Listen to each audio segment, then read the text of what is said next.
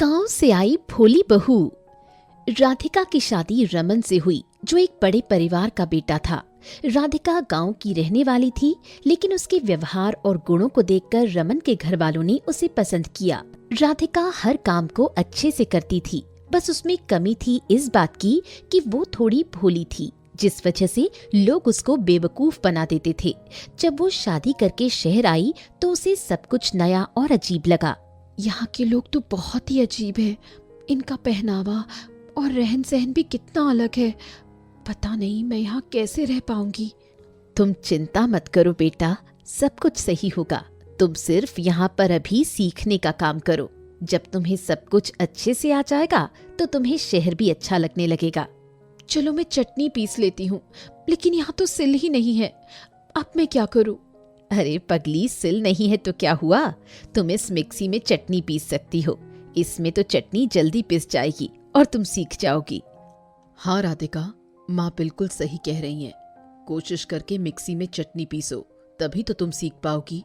जैसे ही राधिका मिक्सी चलाती है, तब वो बिना स्विच ऑफ किए मिक्सी का ढक्कन खोल देती है, जिससे सारी चटनी बाहर गिर जाती है। ऐसा देखकर घर वाले हंसने लगते हैं, जिससे राधिका को बहुत बुरा लगता है।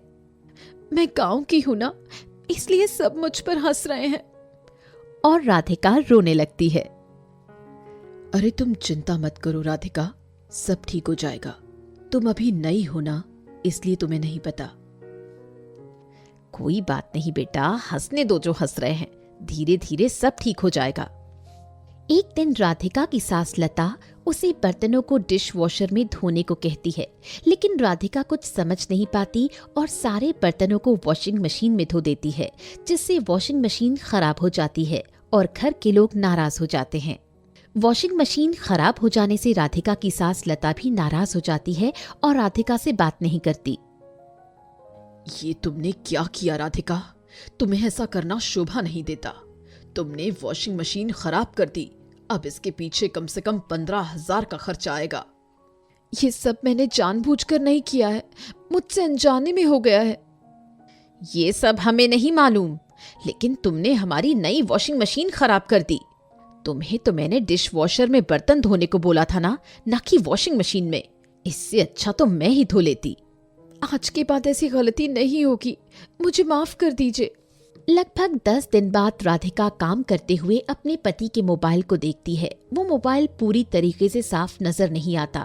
ऐसे में लता सोचती है कि क्यों ना मैं इस मोबाइल को धोकर साफ कर दूं, जिससे उसके पति खुश हो जाएंगे। राधिका, तुमने ये क्या किया? मेरे 25,000 के मोबाइल को तुमने पानी में डालकर रख दिया।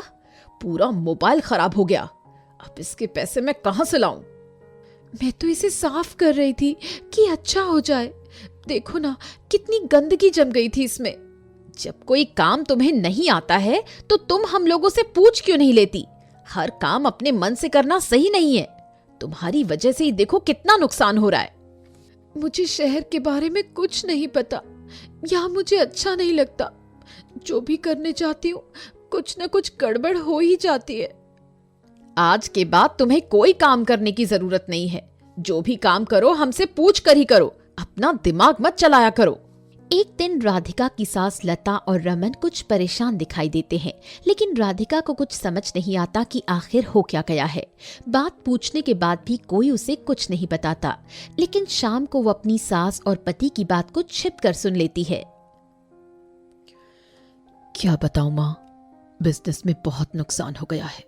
समझ नहीं आता मैं इस नुकसान की भरपाई कैसे कर पाऊंगा। बेटा, सब भगवान पर छोड़ दे, अब वही कुछ करेंगे।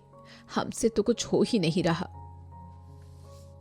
नहीं माँ, भगवान से पहले हमें ही कुछ करना होगा। मैं तो अपने दोस्तों से बात कर चुका हूँ, लेकिन कोई भी मुझे उधार देने को तैयार नहीं है और सारे रिश्तेदार भी पीछे हट चुके हैं। हमारे पास जो भी जमा पूंजी थी, अब वो भी खत्म हो चुकी है। बेटा, क्यों ना हम इस घर को ही बेच दें या फिर गिरवी रख दें, जिससे कुछ पैसे आएंगे और उनसे हमारा खर्चा चल जाएगा। लेकिन अगर घर भी बेच दें तो हम रहेंगे कहाँ? हमारे पास कोई दूसरा ठिकाना भी तो नहीं है। ये सब सुनकर राधिका को बहुत ही दुख होता है कि उसके घर वाले मुसीबत में हैं। वो किसी भी हालत में घर बेचना नहीं चाहती। ऐसे में उसे एक उपाय सूझता है। आप दोनों मुझे माफ कर दीजिए, मैंने आप लोगों की बात छिपकर सुन ली है। आप मुझे घर का सदस्य नहीं समझते, तभी तो अपनी हर समस्या मुझसे छुपा लेते हैं। ये तुम क्या कह रही हो? माँ जी, ये मेरे कुछ जेवर हैं, आप इन्हें ही गिरवी रखकर लोगों की उधारी चुकता कर दीजिए। आप लोगों को घर बेचने या गिरवी रखने की जरूरत ही नहीं है। लेकिन बेटा, हम इन्हें कैसे ले सकते हैं? ये तुम्हारे जेवर हैं। लेकिन घर की मुसीबत में अगर ये काम नहीं आए तो इनका क्या फायदा? आप इन्हें रख लीजिए, इनसे आपकी मदद हो जाएगी। ऐसा सुनकर लता और रमन की आंखों में आंसू आ जाते हैं। उन्होंने जो कुछ भी राधिका को कहा, इसके लिए वो दोनों शर्मिंदा होते हैं। गांव से आई भोली बहू ने आज उनकी नैया पार करा दी। इस बात के लिए वो लोग आभारी रहते हैं। वो लोग समझ जाते हैं कि राधिका भोली भाली है और वो किसी का बुरा नहीं चाहती। अब मुझसे कोई गलती नहीं होगी। मैं आप लोगों से पूछकर ही सारे काम करूंगी और जल्दी सब सीख जाऊंगी। हाँ हाँ, मैं ही तुझे सब सिखाऊंगी, तू बिल्कुल चिंता ना कर। ऐसा बोलकर राधिका और लता अपने अपने कामों में व्यस्त हो जाते हैं।